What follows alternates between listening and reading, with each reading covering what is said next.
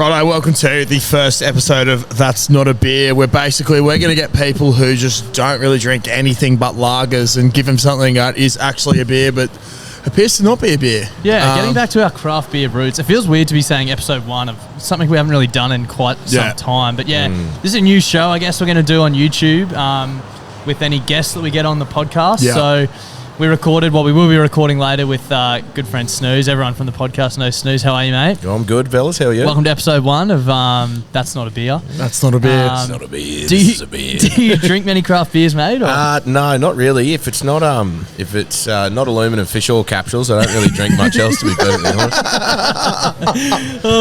It's important to get those in, though. Yeah, it is. Vitamins are important. Yeah, someone said apparently. But we are here. We should give them a quick plug. Caxton Brewing Co. up the street from the mighty Caxton Hotel for the first episode. We are still on Caxton Street, but slightly different venue, but just as good a vibes, really. It's 100%. A great place up here. And this is what we're going to do. We're going to head out to a few different breweries, try some crafties. We're trying the session lager we had just while we're setting up, which is quite nice. But it's very nice. Again, as you can see, we've sorted it out in the last couple of minutes. Again, it's not really, I guess, well, it is a crafty, but it's nothing too adventurous. So we've got 4 beers in front of us.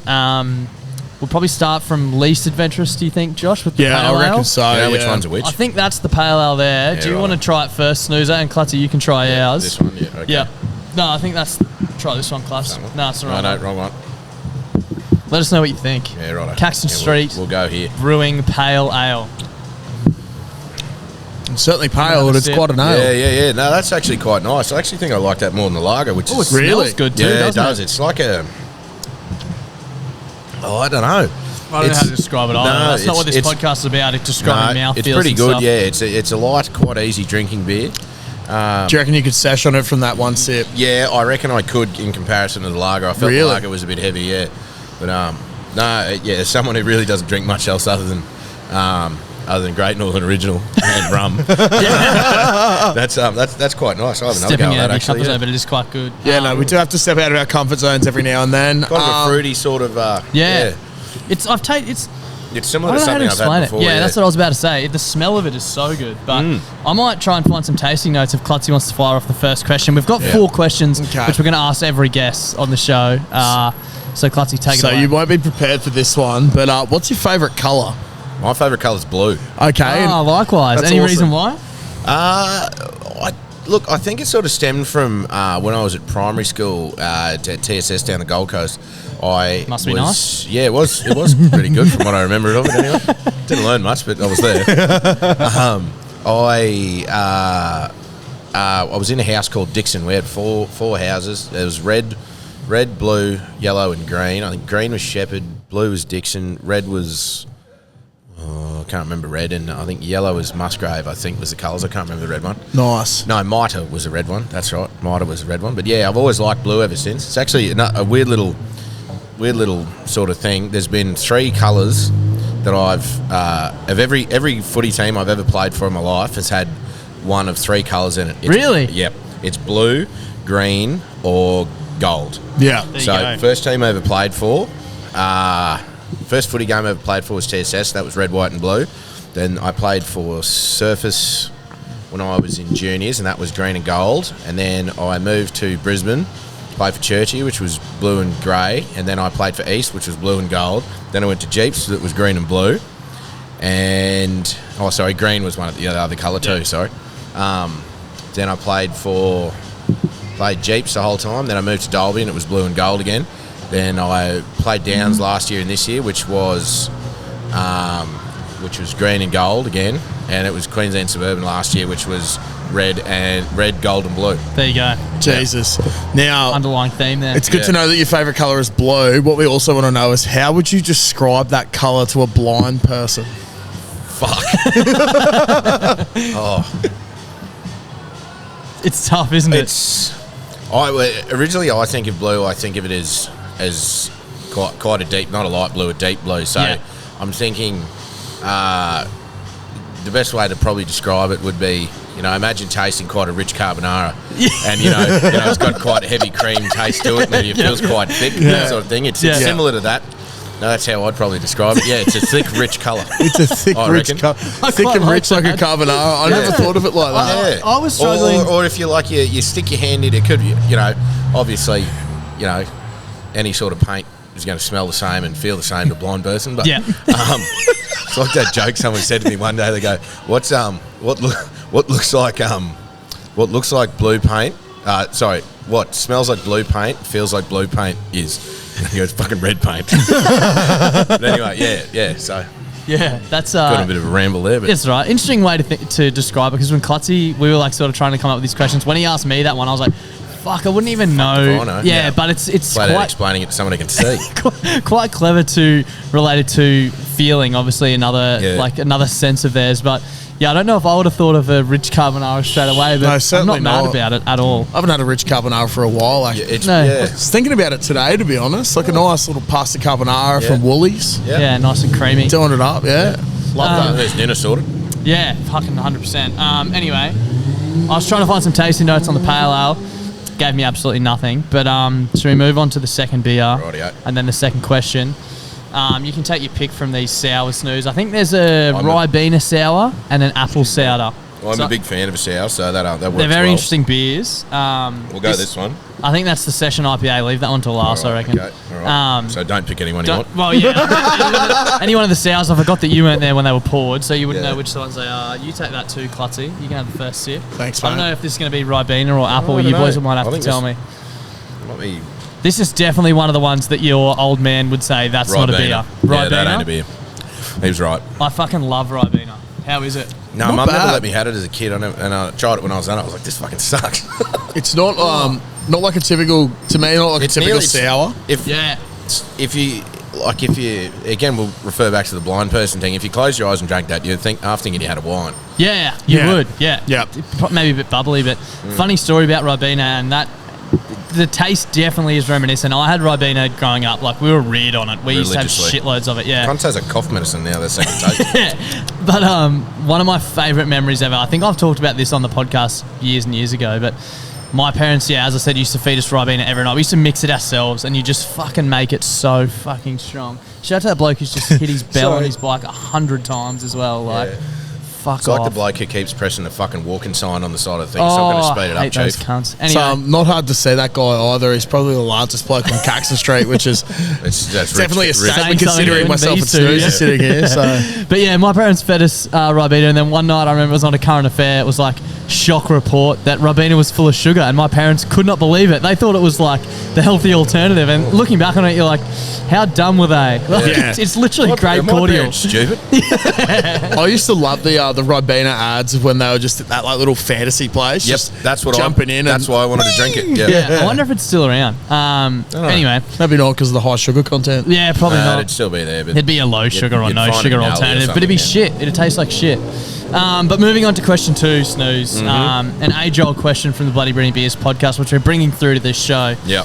Do you think we know more about space or more about the ocean? And what makes you think that? Absolutely, we know more about space. Have you ever watched any of those?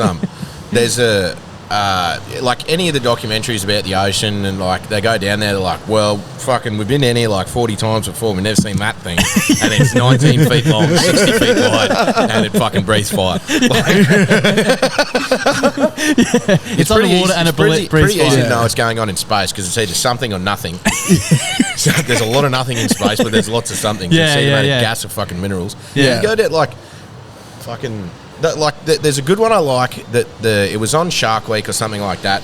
It's one of these conspiracy theory things, and they're like, oh yeah, so we put a fin tag on one of these sharks, and then all of a sudden they're tracking it one day. It's like a 15, 18 foot great white shark. It's all of a sudden it just starts diving. Yeah, down to I think it was 7,000 feet or something like that. You can go and Google this. There's heaps of YouTube and TikTok videos about it. And then it goes down. Sounds like a man who spent plenty of late nights scrolling. It's my favourite thing to do before I go to bed. I was talking to my sister about this yesterday as well. Also her favourite thing to do.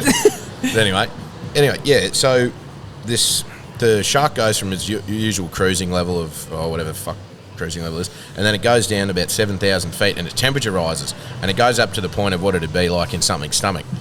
And then eventually, I I think whatever's eating this fucking shark has shit it out, and the thing's gone back to the surface, and all they had was the tag that was on the fin. So something's...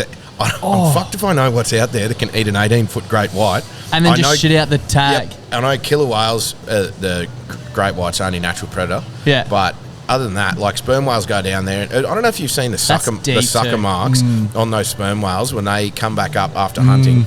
But they're like wider than a basketball. Yeah. Imagine that. Plenty of sucking on a sperm whale. Fucking nice. Jesus Christ. You get both tentacles around that fucking thing. Anyway, very long-winded answer, but yeah. It's absolutely space. Yeah, the ocean's a terrifying place, mate. Every time I think about the stuff that goes on in there, I'm like, why do I get back in it? It freaks me out, so I don't even want to have a bath. Fuck off. Yeah, 100%. It is pretty fucked, and like, I know whenever I go into the ocean now, I just get bitten by those little mites and shit like that. You can't see them. I was at Rainbow earlier in the year with the missus and Luke and Bella Harlow and the kids. Yeah. And yeah, as soon as I went in the water, they were like just biting the fuck out of me. I went, no, going back to the fucking ute. Blue bottles terrify me as well. Never been stung by one. I have, they suck. It didn't happen until I was like 18. Yeah. Yeah, that's... Shit in Bali too. Yeah, it still sucks though. That's like, I got bitten by a green ant recently. I'm like, how the fuck did I survive this as a kid? Wouldn't even slow me down in the backyard. Now I'm like, bro, someone give me some ice. When I was living at Pine Street in Dalby, in the dump estate, for those who live in Dalby know what I'm talking about, I had my room was up the back corner of the house, and it happened once like every 6 weeks. I'd be like, oh, what the fuck was that? I'd roll over and I'd like sort of grab my back where the bite was, and there'd be a lone green ant. I think I've spoken about this before. It'd be just a lone green ant that'd bite me in the middle of the back. I'd flipped the bed up, moved everything, could never find any other ones. It's fucking probably shit. a good thing you couldn't find any other ones though. But still terrifying. Panic, so I fucking hate ants. But yeah, what's the final verdict on the right bean of sour? I'm a bit of a fan. Don't know if I can have too many. Nah, it'd be a one drink sort of. Not my favourite sour. I'm not the biggest fan of it, to be honest. When I have a sour, I like it hitting me like a sour, like a warhead almost. Yeah. My favourite one's like your face inverters and that sort of stuff. So you definitely can taste like the Ribena though. Like it does taste like a Ribena. Yeah, it's got that very cheap fruity taste to it. Yep. So moving on, should we tackle this? N1? Yeah, that N1, which is the apple sour, I believe, or sour apple. I'm assuming it's apple sour. Yeah, that's it. This one, like if I was to come here, I would probably give this a go as a schooner if I was looking for something a bit adventurous. Oh, that tastes like biting a Granny Smith's green apple. Yes, it does. Yes, it does. It even feels like it in your mouth. Yeah. It feels like you've absolutely nailed that. What the hell? Yeah.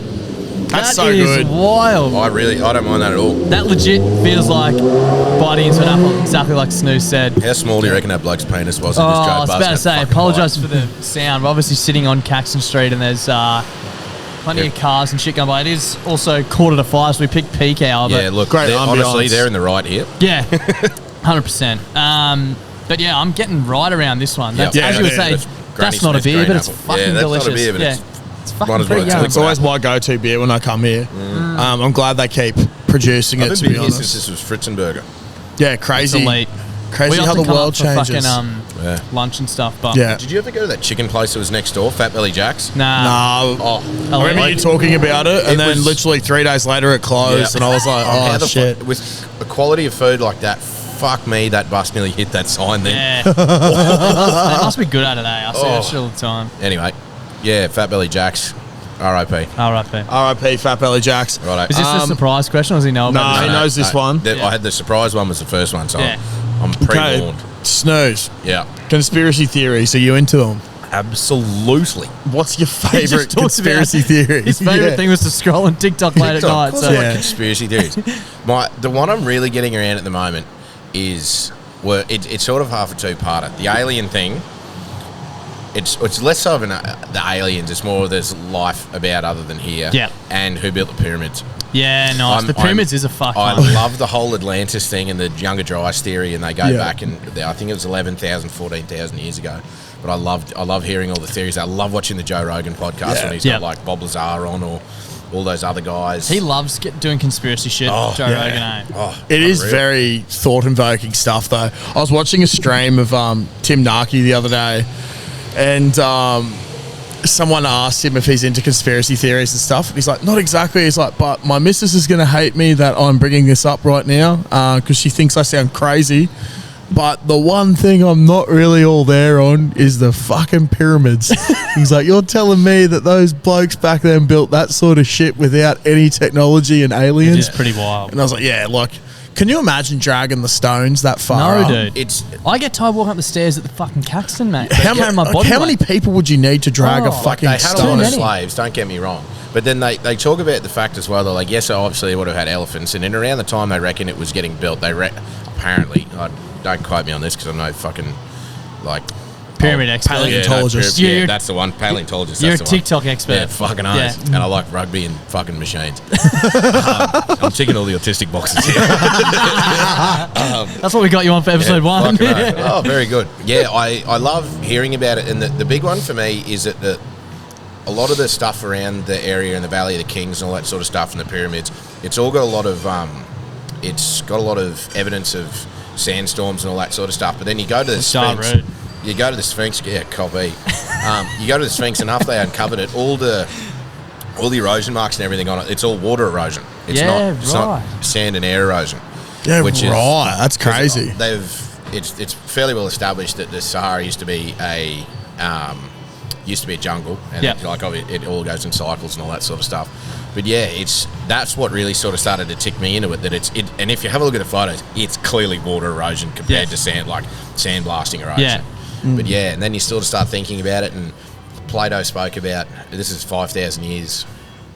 I think it was Plato and 5,000 years before him, which all checks in with the Younger Dryas stuff. That the ancient Egyptians spoke about the city of Atlantis, and there's a lot of talk about. Yeah, I'm fucking getting in deep here. This is why we asked the question. All I can think about is Play-Doh. As in that you play with your hands. Clutch his mind, everyone. That you ate when you were growing up. When I was growing up. Please continue. Sorry for derailing. They talk about Atlantis and all that sort of city and the city of rings and all this sort of stuff, and they often talk about, the ancient Egyptians talk about, they used to get raided by the sea people. They don't really have a name for them, but it was sort of like a lost civilization sort of thing. And also, you think about the burning of the library in Alexandria and all that sort of stuff, and how much information's been lost. You know, really, once you start digging in a little bit more, you're like, holy shit! Oh, now I'm hooked. Yeah, it's a bottomless pit. You can get, and particularly with the internet now, you can get lost. And I have been lost a few times. Yeah, it's good to see you've come back to the light. I'm back. And you're enjoying the sour apple at Caxton St Brewing. Honestly, that's my pick so far. I mean, the pale ale was good. But for a sour, that's pale ale will be too. That's definitely, unless this blows. I won't rate till just yet. But that fucking Ribena thing's looking like it'll be 4. Yeah, it's not looking good. Although this fourth beer, this is a session IPA. Generally, IPAs are pretty bitter. I think. Yeah. I'm not the biggest fan of them. But usually, given that it's a session version, it'll be a bit lighter. Lighter, easy to drink. Yeah. So do you always want to have your sip of beer number 4, the session IPA? A bit of a sniff. How's it smell? How's it taste? What are your feelings, thoughts? Tastes like an IPA. Yeah. Oh, tastes like dish soap. Yep. Snooze not a fan. That's not a beer. No, that ain't a beer.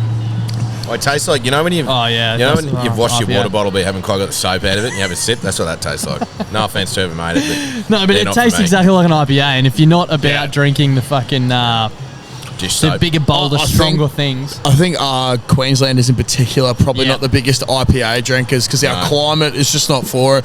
These sort of beers are okay when it's cold. They're more of an American thing. They get a bit of traction over there. We got given one in San Fran. Holy dooly, we put something up. Cocktail. Yeah. Really? Yeah. We put something up, choose our next drink, set it, and he poured these beers for us. I've never chewed on a beer harder in my life. It's like a triple IPA. He's like, if you haven't been here, you got to try this. And we're like, we'll have whatever, mate. We literally thought it'd be a cocktail, and it was like fucking triple IPA. We're both like, holy shit. No good. But I think this is exactly what it says on the label, Clutzy. Like, that is quite, you could session on that if you enjoy the taste. Yeah. So for an IPA, it's, a bit lighter. But it might scare a few people away. Certainly got like the full body aspect of it, but it's heavy. Yeah. Came out with his boots on that one. Snooza, for our final question today, question number 4. If you were to die today, what would be the weirdest thing that someone would find when they're going through your possessions? Weirdest thing? How badly do you want to incriminate yourself? Look, I've always been honest on this podcast, and it's no reason to not do it now. So.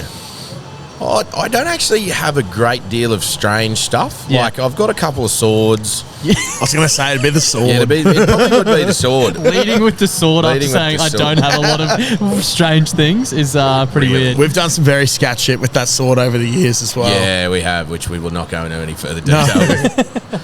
Not in the workshop. I did use it as a Yeah. Oh, bicep curl thing. That was one that was one of the first TikToks he ever made. Yeah. That was, if you want to deep scroll back to that one. Yeah, that would be I way filmed back. most of that. Yeah. Yeah. But yeah, the sword, would that be up there with the weirdest thing? Yeah, probably the sword. I feel like a sword isn't that weird for people who know you. Like, say if I was going through it and I asked for it, like, what sword is it again? It's the Andrew.